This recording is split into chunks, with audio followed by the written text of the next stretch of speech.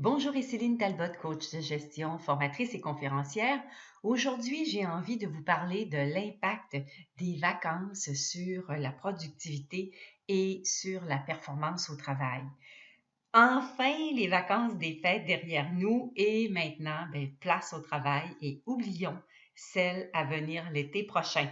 La productivité et la performance au travail figurent au cœur des priorités des employeurs.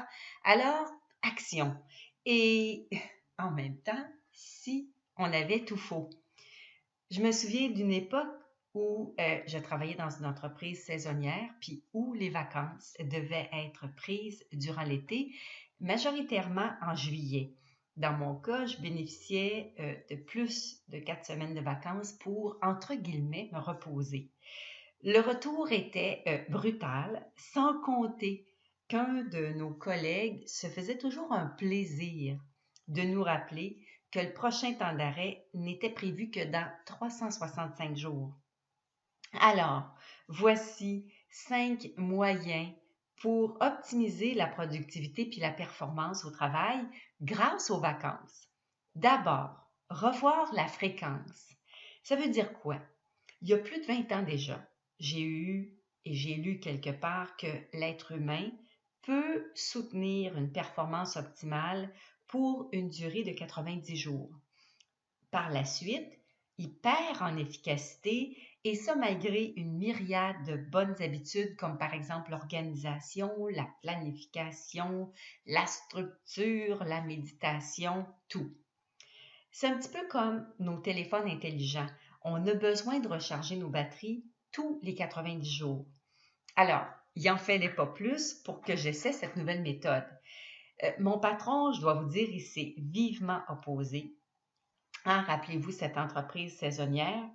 Et les vacances étaient un mal nécessaire, puis on devait nous en libérer une fois l'an pour être capable d'assurer, croyait-on, un maximum de productivité, d'efficacité, mais aussi de performance tant individuelle que collective. Alors, j'ai finalement réussi à le convaincre, puis j'ai choisi de m'accorder une semaine de vacances tous les trimestres. Par conséquent, la dernière semaine de vacances ou la dernière semaine où il y a des mois qui sont composés de 5 semaines était réservée aux vacances.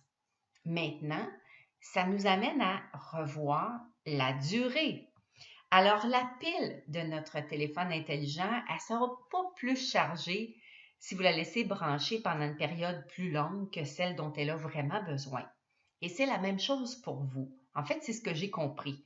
Pourtant, on nous enseigne le contraire, à savoir que plus la durée des vacances est longue, mieux on se sent par la suite, meilleur on est, plus performant on est.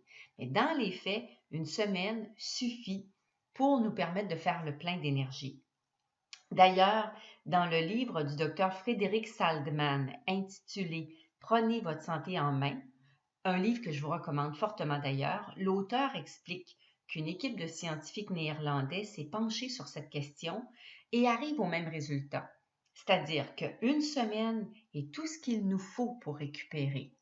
Et je pratique ce rituel personnellement depuis plus de 20 ans et je ne peux que l'appuyer et appuyer les résultats de cette recherche parce que c'est vrai, ça marche.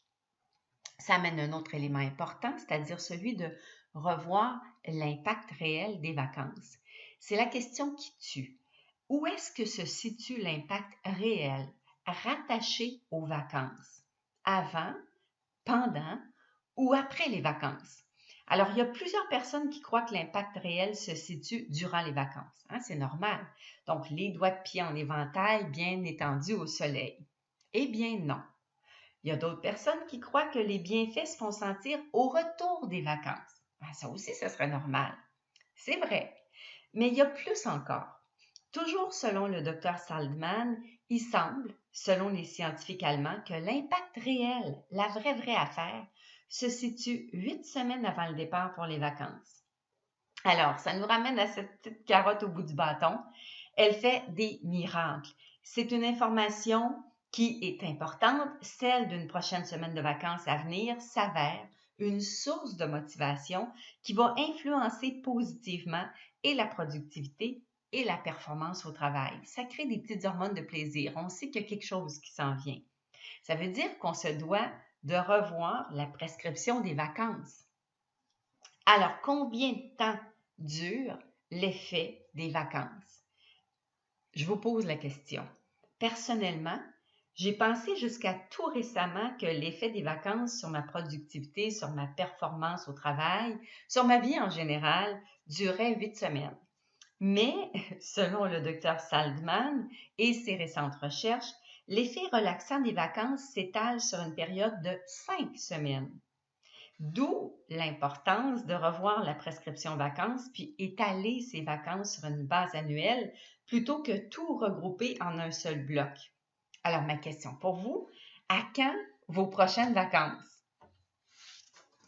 Ça veut dire aussi qu'on se doit de revoir, bien sûr, si on voit nos vacances, ça veut dire qu'on revoit bien sûr les pauses. Alors, s'accorder des pauses, ça permet de prendre un court temps d'arrêt pour reprendre son souffle, bien sûr, pour optimiser davantage son niveau de concentration, pour agir stratégiquement, pour augmenter sa productivité, sa performance au travail, tout en réduisant la fatigue ou cette espèce de sentiment de n'avoir rien fait dans sa journée. Je ne sais pas si ça vous arrive, mais ça m'arrive à l'occasion. Alors, je ne parle pas ici d'une pause de 30 minutes ou plus à rien faire parce que vous ne tiendrez pas. Ou en tout cas, rares sont ceux et celles qui vont tenir. On est fait pour bouger, on est fait pour agir, alors bougeons, agissons, mais faisons-le brillamment en nous accordant de petits moments dans la journée pour reprendre notre souffle et pour débrancher. Alors, ma question pour vous, comment est-ce que vous optimisez vos vacances? J'adore apprendre de vous, autant que vous aimez apprendre de moi. Et sur ce, je vous dis au plaisir et à bientôt.